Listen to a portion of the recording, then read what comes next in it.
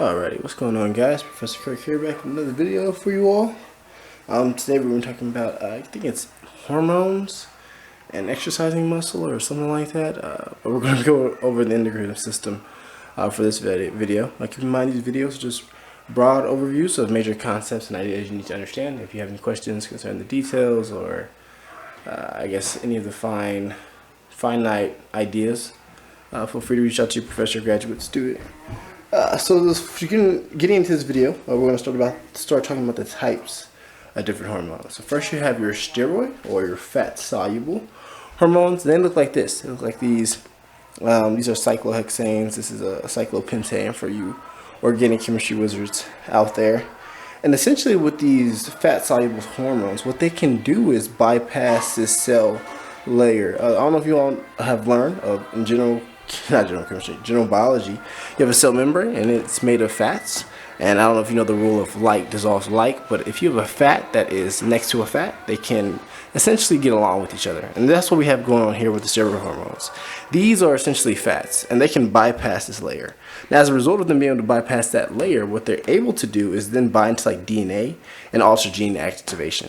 Moving on, we then have our protein and peptide hormones, which are non-fat or /lipid soluble. That means they can't go past the cell layer. As a result, they bind to these receptors that are on the outside of cell membranes, and then they activate and cascade through something we call second messenger processing.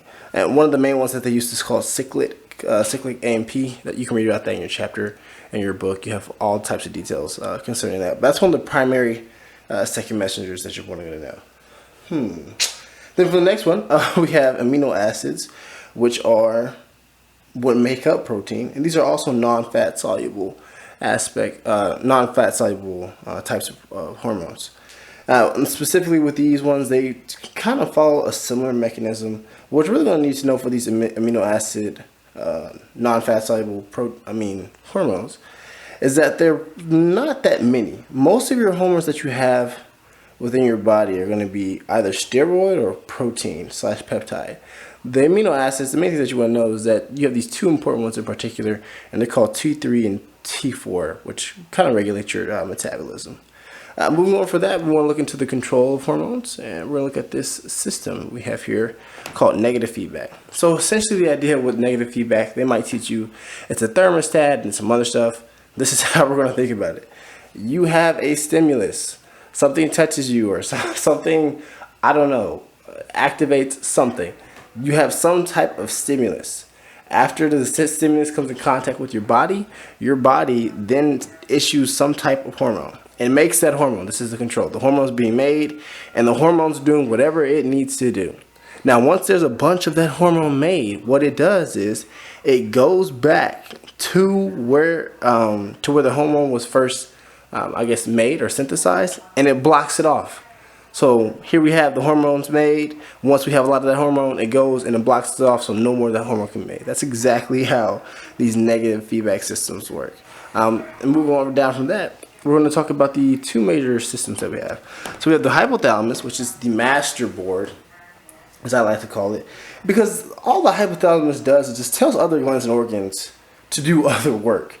Literally, if you look at all the hormones that are released from the hypothalamus, you'll have like growth releasing hormone or follicle stimulating releasing hormone. It has a bunch of hormones that just tell other glands to do a bunch of work.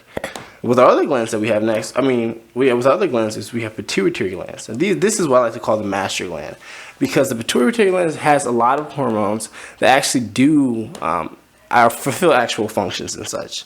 So we have in the pituitary or master gland, as I would like to call it, we have the anterior and we have the posterior. So the anterior, what you're going to really want to know, that there's a bunch of hormones that are released from here. If you're looking at the test or the quiz and you need to guess if it's from the anterior pituitary or the posterior, probably guess anterior. The posterior pituitary, they only release two hormones, which is oxytocin and I think it's like antidiuretic hormone. And from there, all you really need to know is that's pretty much it, honestly. That's pretty much it. If you have any questions or concerns, feel free to let me know, and I hope that was helpful.